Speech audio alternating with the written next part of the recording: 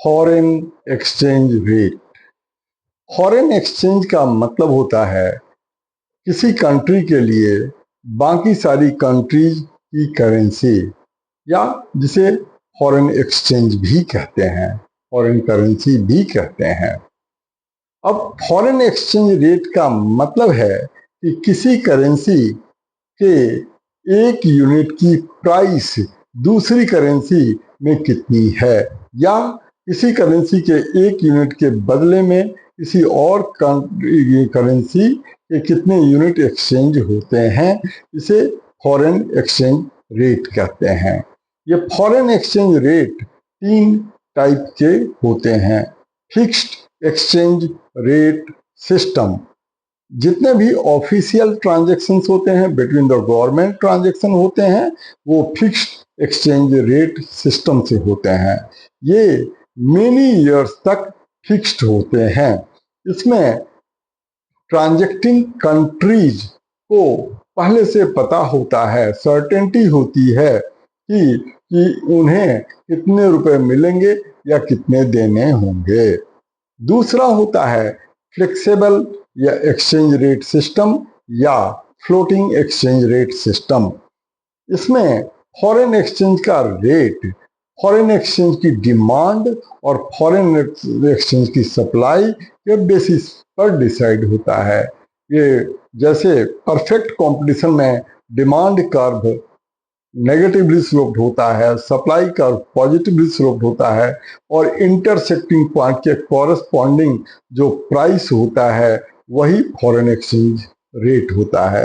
ये flexible exchange rate भी दो टाइप के होते हैं, स्पॉट रेट और दूसरा forward rate. Spot rate day to day transaction के लिए होते हैं और फॉरवर्ड रेट फ्यूचर ट्रांजैक्शंस के लिए होते हैं। स्पॉट रेट कहने को तो ऑन द स्पॉट होता है, लेकिन वो नेक्स्ट 2 वर्किंग डेज तक वैलिड होते हैं।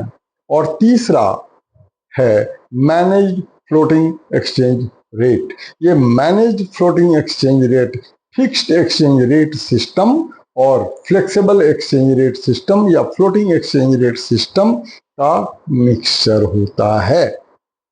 इसमें एक गवर्नमेंट एक रेंज फिक्स कर देती है जिसके अंदर फॉरेन एक्सचेंज रेट फ्लक्चुएट कर सकता है। उसमें गवर्नमेंट इंटरफेयर नहीं करती है अनलेस उस रेंज से एक्सचेंज फ्लेक्सिबल एक्सचेंज रेट ज़्यादा होने लगे या कम होने लगे।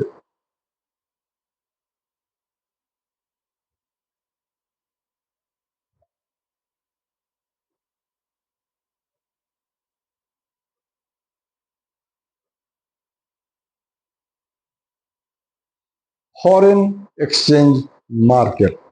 ये फॉरेन एक्सचेंज मार्केट एक सिस्टम होता है जिसमें फॉरेन एक्सचेंज रेट की डिमांड और सप्लाई के बेसिस पर फॉरेन एक्सचेंज रेट डिसाइड होता है। ये मार्केट दो टाइप का होता है। एक को स्पॉट मार्केट कहते हैं। Spot means on the spot, day to day transaction के लिए जिस मार्केट में रेट डिसाइड हो उसको स्पॉट मार्केट कहते हैं, और जो रेट उसमें डिसाइड होता है उसको स्पॉट रेट कहते हैं। दूसरा फॉरवर्ड मार्केट। फॉरवर्ड मार्केट में फॉरवर्ड रेट डिसाइड होता है। ये फॉरवर्ड रेट क्या है? प्रेजेंट डेट पर फ्यूचर ट्रांजैक्शन के लिए रेट डिसाइड करते हैं, उसे फॉरवर्ड एक्सचेंज रेट कहते हैं। ये फॉरवर्ड मार्केट में डिसाइड होता है।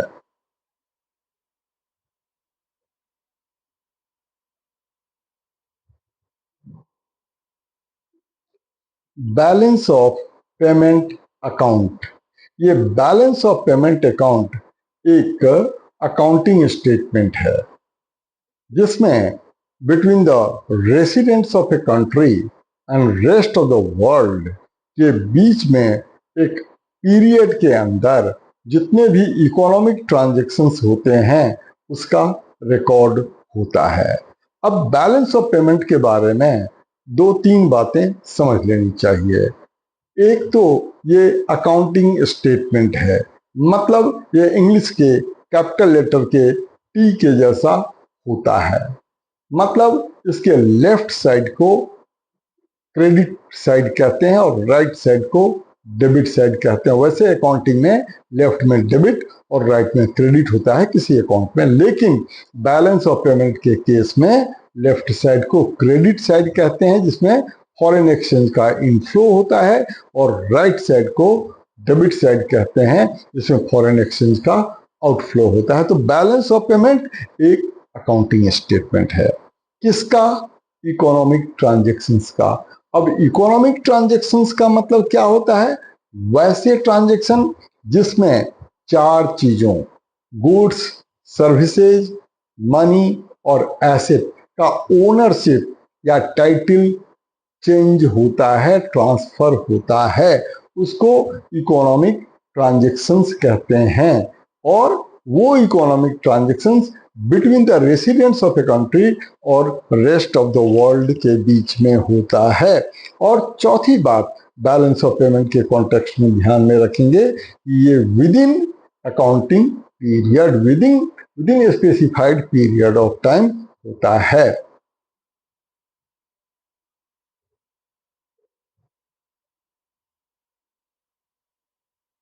Economic transactions balance of payment के कॉन्टेक्स्ट में इकोनॉमिक ट्रांजेक्शन्स वैसे ट्रांजेक्शन्स को कहते हैं जो कि गुड्स, सर्विसेज, मनी और एसेट्स के ओनरशिप के ट्रांसफर से रिलेटेड हों। ये चार टाइप के होते हैं। विजिबल आइटम्स जिसमें जो कि टैंजेबल होते हैं, गुड्स होते हैं। नंबर टू, इनविजिबल आइटम्स जिसमें सर्विसेज होते हैं, इनटेंजेबल होते हैं। इसमें दो टाइप के आइटम आते हैं, फैक्टर आइटम्स, फैक्टर आइटम्स और दूसरा नॉन फैक्टर आइटम्स। तीसरा यूनिलेटरल ट्रांसफर्स और मतलब गिफ्ट्स, डोनेशन, चैरिटीज। और चौथा कैपिटल ट्रांसफर्स। ये चार टाइप के इकोनॉमिक ट्रांजैक्शंस होते हैं।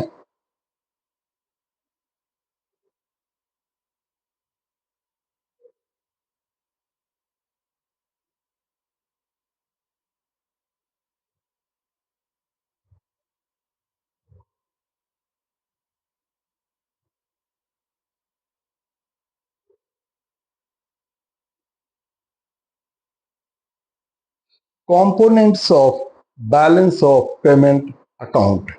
बैलेंस ऑफ पेमेंट अकाउंट के अंदर सबसे पहले बैलेंस ऑफ ट्रेड निकालते हैं, जिसका मतलब exports of goods minus imports of goods होता है। दूसरा बैलेंस ऑफ सर्विसेज, मतलब exports of services minus imports of services. तीसरा बैलेंस ऑफ यूनिलेटरल ट्रांसफर, जिसका मतलब unilateral receipts minus unilateral payments होते हैं। इन तीनों के टोटल को बैलेंस ऑफ करेंट अकाउंट कहते हैं। फिर इसमें बैलेंस ऑफ कैपिटल अकाउंट, मतलब capital receipts minus capital payments को ऐड करते हैं तो वो बैलेंस ऑफ पेमेंट अकाउंट बनता है। मतलब balance of payment account equal to balance of current account plus balance of capital accounts.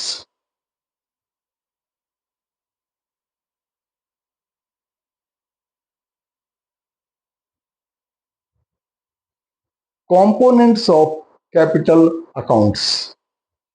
Balance of payment के अंदर कैपिटल अकाउंट के तीन कंपोनेंट्स होते हैं। Number one, borrowings and lendings to and from abroad. Number two, assets to and from abroad. अब ये दूसरे जो एसेट, जो investment to and from abroad, ये दो टाइप के होते हैं। एक को डायरेक्ट फॉरेन इन्वेस्टमेंट कहते हैं और दूसरे को पोर्टफोलियो इन्वेस्टमेंट कहते हैं।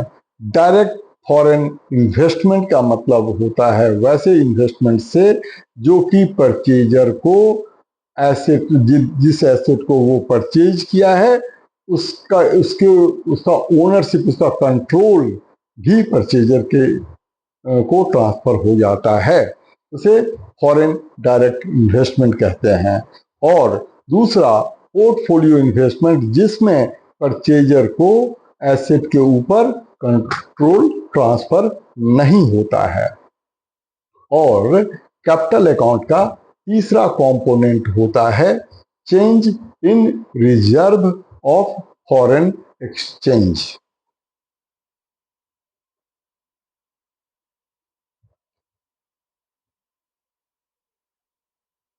Difference between balance of trade and balance of payment, ये डिफरेंस बड़ा इंपॉर्टेंट है। एग्जाम में इस पर डायरेक्ट क्वेश्चन आते हैं, तो ये डिफरेंस समझ लेंगे।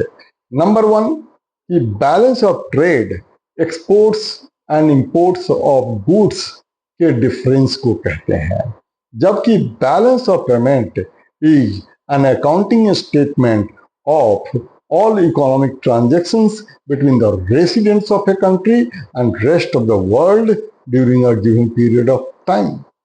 Number two, balance of trade current account का पार्ट होता है, लेकिन balance of payment current account और कैपिटल अकाउंट को इंक्लूड करता है।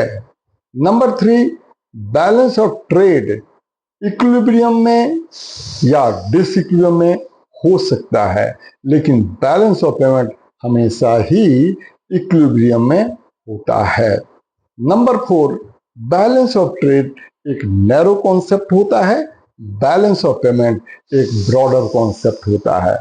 Number five, balance of trade is not a true indicator of economic prosperity of a country, while balance of payment is a true indicator of economic prosperity of a country.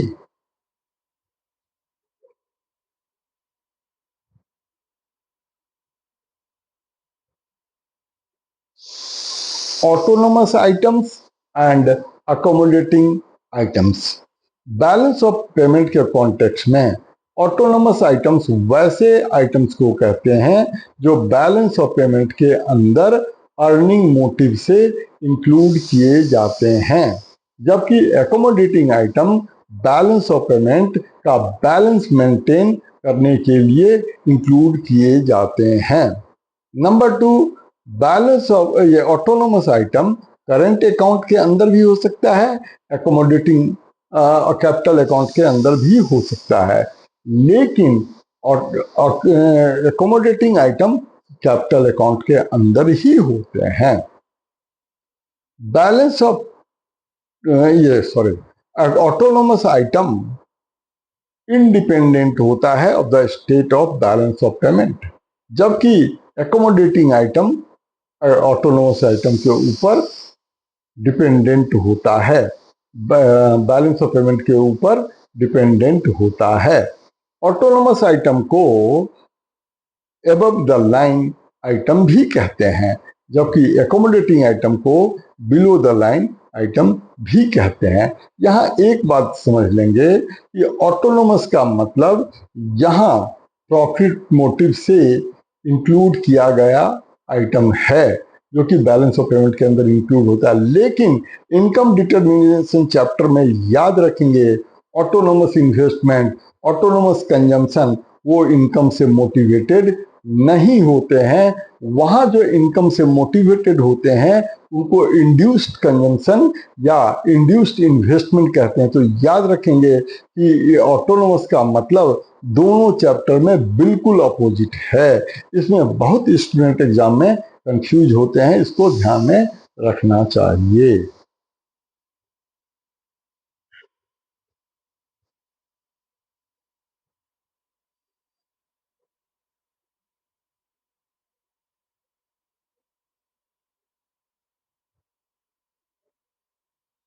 Order of solving examination question. अब schools में test शुरू हो चुके हैं, अब उसमें students अक्सर पूछते हैं कि किस ऑर्डर में क्वेश्चन को सॉल्व करें, या तो फर्स्ट टू लास्ट या लास्ट टू फर्स्ट। तो इसमें सबसे अच्छा अप्रोच ये होता है, कुछ स्टूडेंट ये भी इसमें सोचते हैं कि पहले डिफिकल्ट कर लेते हैं फिर इजी कर लेंगे, और चौथा ऑप्शन है जो कि बेस्ट ऑप्शन है, इजी टू डिफिकल्ट का। जब पेपर मिलता है तो पहले क्वेश्चन को पढ़ के अपनी प्रायोरिटी इजी टू डिफिकल्ट के ऑर्डर में सेट कर लेनी चाहिए, और जब पेपर लिखना शुरू करें तो इजी क्वेश्चंस को पहले करें। उससे क्या होता है कि ऑलमोस्ट 50% टाइम में हम 70% 80% तक क्वेश्चन सॉल्व कर लेते हैं।